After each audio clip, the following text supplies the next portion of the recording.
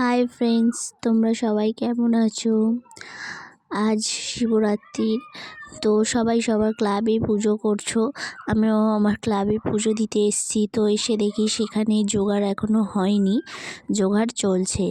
তো ততক্ষণ একটু বসেছিলাম।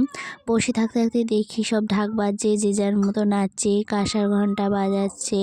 তা ওখানে অনেকক্ষণ দাঁড়াতে দাঁড়াতে এদিকে চলে এলাম, যেদিকে পুজোর জোগাড়জাতি হচ্ছে। তো এসে দেখি সেখানে গুরুজনেরা জোগাড়জাতি করছে। তো আমি দাঁড়িয়ে দাঁড়িয়ে দেখছিলাম তো ওরা কিভাবে সেটা করে।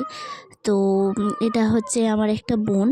তো ও জিজ্ঞাসা করছিল যে তোমার ছেলে আসেনি? আমি বলি না, আসেনি, এলে বড্ড জ্বালাবে। তো ও বলতে বলতে তো আমি বলি ঠিক আছে, দাঁড়া আমি ওদিক থেকে একটু ঘুরে আসি। তো ঘুরতেই এসে দেখি যে এখানে এরা ঢাকঢোল বাজাচ্ছে, আমার ছেলে এখানে এসে হাজির হয়ে গেছে। এই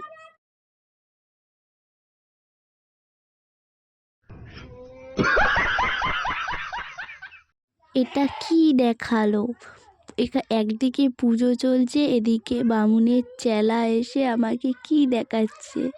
আমি যে ভিডিওটা করছিলাম, তো যাই হোক, বাদ দাও।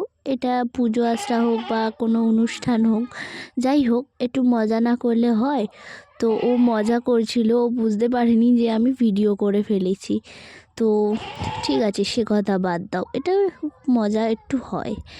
তো এখানে যে আমাদের বামুন, সে যজ্ঞ হবে। তো বামুন যে সে যজ্ঞ করবে বলে এখানে আমাদের যজ্ঞের এটা খুব সুন্দরভাবে সাজিয়ে নিচ্ছিল। আমার দেখতে, সত্যি কথা বিশ্বাস করো, খুবই ভালো লাগছিল।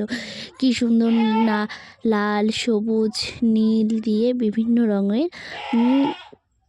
মানে আলপনা দিয়ে, আলপনা, ওটা আলপনা নয় আসলে, ওটা কী বলে একটা, কি, যাই হোক, কি বলে আমার মুখে আসছে না। তো তোমরা যদি জানো আমাকে প্লিজ বলো কমেন্টে।